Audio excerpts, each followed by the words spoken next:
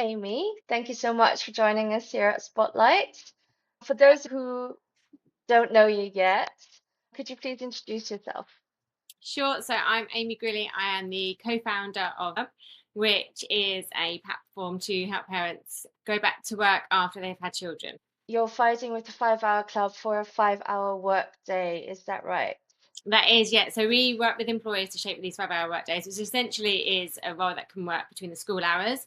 And we're looking for particular things when we shape these roles. So they are professional roles, that they are up to 25 hours a week, that they have pro rata salary, but ideally more because the parents are obviously really experienced and we want them to acknowledge that. And obviously any family friendly benefits that they can offer, ideally remote and hybrid roles work really well. And we share those then on our job board, 5 Hour Careers, which we then share out to our audience who are really engaged. And as part of our community, we have a podcast where we share stories about how other parents navigate life between school hours. And yeah, and we share tips and tricks through our coach masterclasses as well, and lots of resources to just help parents maintain their careers and go back to their careers after children because we know it's so difficult. So we're just doing everything we can to help parents do that. Yeah, that sounds really amazing. Thank you for the work you're doing. So it sounds really simple, and the concept is really simple, but of course, switching to a 5 hour workday requires quite a cultural change. What made you realize that this systemic issue was worth fighting for in the first place? Sure. So for me, it was for my own personal struggle. So I had taken 5 years out of my career to spend time with my two children, who are now 6 and 3. During that time, I was ready to go back and work and continue my career. I was looking to become an educational psychologist, as I've been a teacher before that. And I was looking for a part-time role, and I just could not find anything that worked, not only just within the school hours, but just a part-time role that was professional enough, that looked at the experience that I gained in my career previous to children. So I just felt that there was this huge gap. And honestly, I just felt really stuck myself in where I go next. Do I take a part time role that is lower qualification, lower salary, just to get me back into a job? Or do I just have to quit my career altogether and just accept I have to compromise? And so I felt really stuck with that. And I sort of had this idea around the 5 hour workday, 5 hour club, and shared it with my now co-founder. She was a friend from NCT at the time, and we'd had two boys together. And then we sort of said, okay, well, we're going to look to just seeing if anybody else feels this way, if they feel stuck like I did. She'd transitioned very well from being a teacher into tech. So I was like, well, it is possible. These flexible roles are out there and these part-time roles are out there. It's just finding them. So we had this idea for the 5 Hour Club. And then I shared a post on LinkedIn. It was my first ever post. I'd never really been on there as a teacher, and it went crazy. It hit 14 million impressions in 14 days. So I think it just showed the magnitude of the problem. And it was not just in the UK, it was a global problem. And we were like, we have to do something about this. There's clearly a problem. I sort of shared my story, but said, could this be the answer? And other people seemed to resonate with that. So we were like, okay.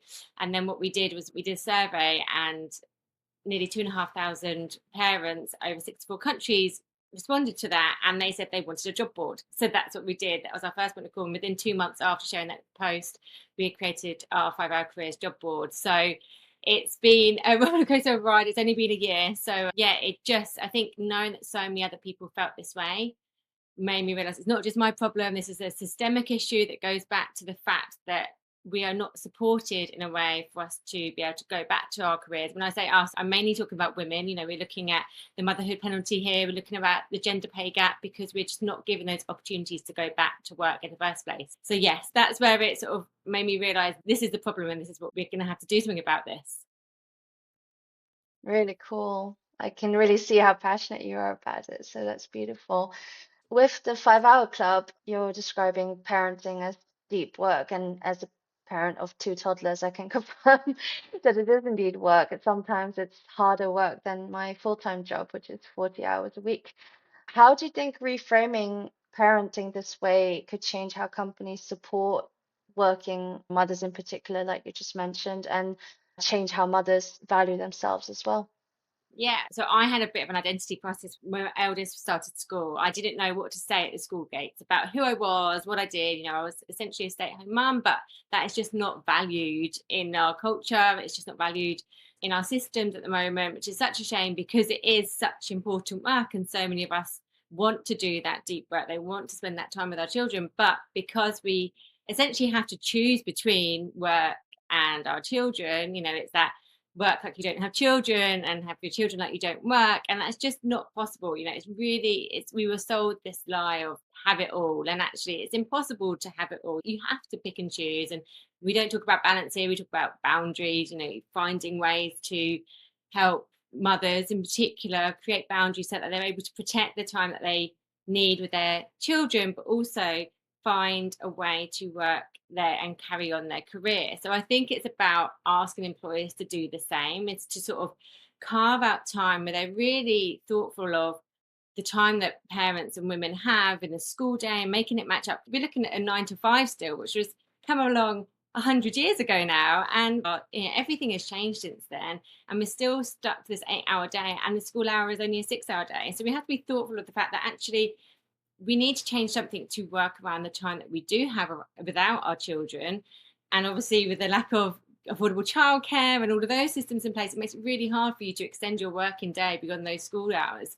So I think it's for the employer to be thoughtful of that, thinking about how they can shape the working day in a way that is flexible for parents, about, you know, having all the meetings during the core hours when parents are able to work, and just being cognizant of the fact that, you know, not all parents want to be doing full time or can't do full time because maybe their partner does full time and they have to be the default parent. So I think it just goes to the employer's responsibility to actually think about how they are being flexible and how they're presenting that also in a job description, because we all know, you know, those ones where they say, oh, full time and flexible working, but you know, what does that actually mean for a parent? So it's on the employers really to take responsibility for how they're showcasing their flexibility. How are they really flexible? You know, what hours are they able to offer? Can they be more transparent? And that's why we ask for things in our job descriptions about the actual salary for the number of hours that are needed, the actual hours, as opposed to it being full time or part time. Because I think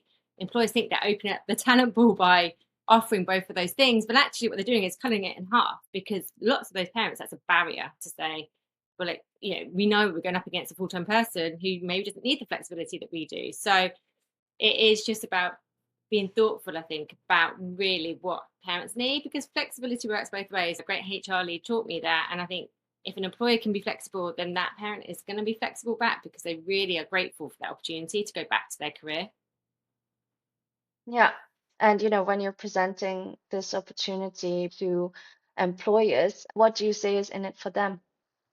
For them, they're going to get a really skilled, experienced employee, somebody who's often dedicated, especially if they really do show up in terms of the flexibility that they're offering. You know, that parent is going to be so grateful in return. Unfortunately, so in some ways, we do feel like we are grateful for those opportunities because they're so few and far between. When we find an employer that is truly family friendly, we are going to stay there. You're going to retain these women who maybe always drop out of the workforce. We know the data around this, and we know that there's, you know, in particular industries like in tech and in STEM and engineering, all of these things, that women drop out of the workforce at the ages of 35 to 45. And it's like, well, shock. You wonder why, when actually there's no part-time opportunities for them. So it's about thinking about that workforce as a really untapped talent pool who have experience, often 10 plus years experience. They have the skills, they've been leaders in the past, they're bringing all this to your company, especially if they've worked for you before. Think about how you can then keep those employees who have maybe gone off on maternity leave, they've had their babies, then, you know, bring them back in and show up for them like they have for you, and you'll get that back in bounds. Hmm.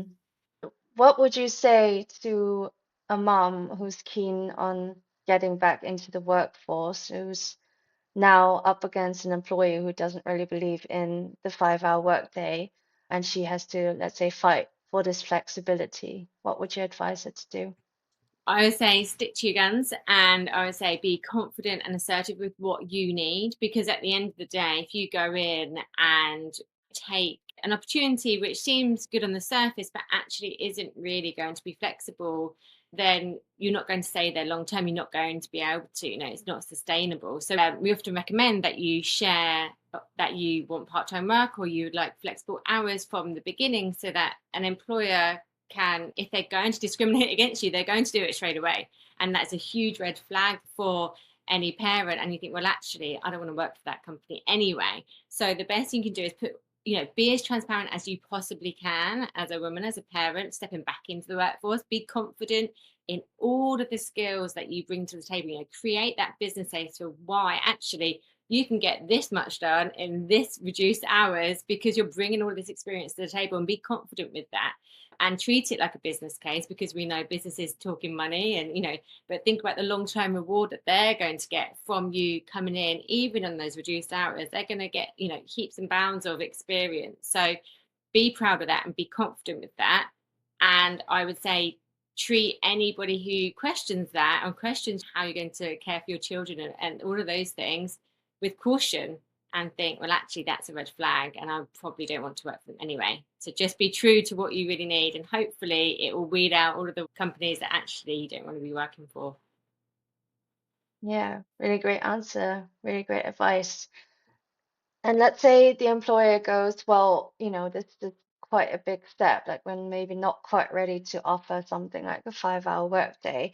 What would you say are some low barrier, high impact moves that a company could make to support working parents better? Because, especially now that we feel we're in a kind of post DEI cost-cutting climate, that, a lot of companies might be like, whoa, let's start small. Like, how would you get started with that?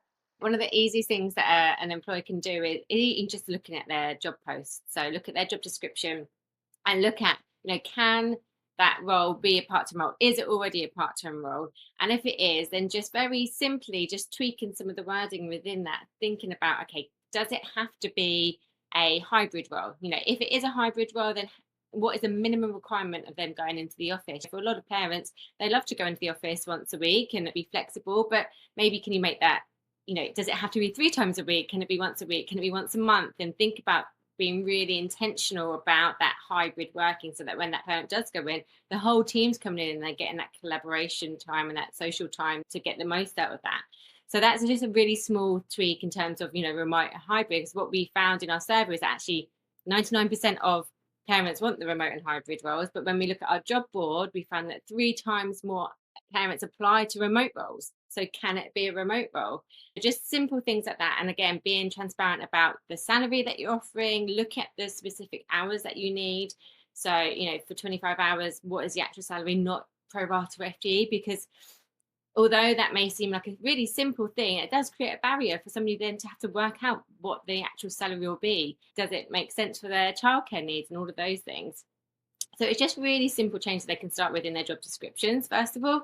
And then when it comes to bringing that parent on board, thinking about how intentional they can be in terms of belonging and well-being, making that person really feel like they belong at the company, even if they're working part-time hours or reduced hours. Because we always say, there's a huge problem with part-time work, that is such a bias around it. Oh, just because you're part-time doesn't mean you're part dedicated. Often you overcompensate as a parent when you're working part-time to make sure that you are being seen to be part of the company culture. So this is on the employer to think about their culture and think, okay, how can we really include these part-time reduced hour roles within the company, really make them feel that they're part of it, including them all of the meetings. So thinking about the hours that they do the meetings. Can they do them in core times when everybody is working, not doing them at 5 or 6 o'clock when it's dinner and bath time? So yeah, just being really thoughtful and intentional. I think since the pandemic, we got really, in some ways, very lucky to see that the world can work in a completely different way remotely now. We can take advantage of that, and we have done so well. And now we've got to be intentional about how we do that in a way which is really inclusive and really bringing in all of those people that actually are sitting there ready to work. They just might not have had the opportunity before. So yeah, I think now it's just about being intentional and thoughtful around the hours that people can offer. It comes from the team managers in that sense, looking at your culture. Do they need training on including people who do work remotely or part-time, and making sure that everybody's included? Those things don't require an additional DEI lead. They're just very small changes that you can make in-house very quickly and easily. Yeah, makes a lot of sense. I never really thought about the job description that way. So now onto you as, let's say, a working mom now and, balancing that being fully present with your children, but also being fully dedicated to the work you do. How do you set those boundaries? Sure, I have to say it's been a challenge. I essentially work now 5-hour work days a week. And so those 3 days where I don't have either of my children, I work very intensely. I'm very productive. I block my time so that I know the things that I need to get done and prioritize very well. I do that so that when I go and pick my boys up from the pickup, that I can be there and be present. And it's not always perfect. Email might come in whilst I'm making dinner, but it's okay that I use a little bit of screen time when I'm cooking dinner and they're decompressing from the day. And then we always reconnect after dinner. I love to do bedtime, bath time as well. But for me, it's about thinking about the things that you really prioritize as a parent. And then what are the things that are so important to you that you wouldn't want to let go of? So for me, it's the pickup. I love doing the pickup. I love being there with them. Bedtime and bath time, if I have to have a call in the US or something, then that so be it. And we've got systems around that. But for me, it's that after school piece, which is really, really important. And so I just boundary my time around that. But generally, it works really well because I've created these boundaries. And then I feel that I can be really present with the boys after school. It is an intense day, but I do it 3 times a week and it works. It's enough to keep the business going. And yeah, we've built a whole company on that. So it works. Yeah, I can imagine. Well, kudos to you for making it work that way. I think everyone also has to find their own systems that work for them. But one thing I would point out is it's also really great to model the behavior you want to see because our children look up to us to model the behavior and to shape them into full, complete human beings. And so I think having your children see that you can be a parent, a fully dedicated parent, and a fully dedicated working person and employee is also really important. I don't think it's bad if your children ever see you, you know, answering an email or something like that, as long as you explain, like, this is also a part of my life. It doesn't mean that I love work more than I love you, but this is still a part of what makes me happy and what makes me able to be a more complete person. Well, that's it. And that was a big reason why I wanted to go back to work myself, was that I've had this time with them and I very much felt a part of me was missing in my career. I was always a very ambitious person before that. And so now letting them see me work and do something that I love, I can show up so much more fully for them at the end of the school day than I did before, when I just felt a little bit lost and I didn't know who I was. So, and like you say, it's just about being transparent, just like you would be at work. Just explain to them, I need to do this email right now. It's just important. I will be with you in 5 minutes. They are young and they're still learning, as am I, but it makes a difference that they see sometimes the world doesn't always revolve around them, and that's okay too. It's about finding what works for you and your family and what's important to you, and then you can show up fully at those times. Yeah, really nice. Now, looking forward, where do you see the 5 Hour Club going, let's say in the next 5 to 10 years' time? Gosh, yeah, it feels like a long time considering we've only been going a year. But at the moment, so the job board is fully up and operational. We're trying to find as many 5-hour work days as we possibly can, which is few and far between, unfortunately. So hopefully just making that more of a recognised thing, that the 5-hour workday is an alternative way of working for parents. That's our sort of goal there. We're doing a pilot at the moment with an NHS trust and a construction company who are really looking at the impact of this way of working on not only on them as an organisation, but also on the employee. So we're looking at belonging, productivity, wellness, but also the retention of this long term. So hopefully that would give us some really nice data to show to other organisations that actually this works really well, and here's the proof points. And then once we've proven that the 5-hour workday works, and it's just finding all those organisations, those family-friendly organisations, to do it and to offer it like they would do a 4-day work week, or they would offer part-time hours. It's about just offering this as an alternative way of working is our goal. And then for me, the big piece that I would love to continue with is the community piece. So we have a really engaged community of parents from all over the world, and I absolutely love working with them, listening to them, hearing them. But it'd be great to get some of those conversations out so they can share in conversations and ask questions to one another, because there's so much knowledge within our community that we want to share.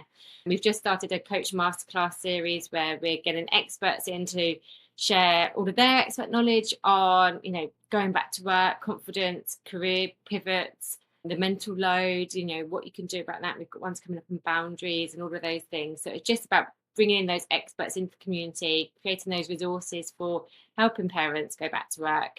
For us, it's about bringing all of these things together so that anybody who needs it has got it in one spot, essentially. Really cool. And are you also looking to go into things like policy and all that sort of stuff, like making the change at a large scale like that?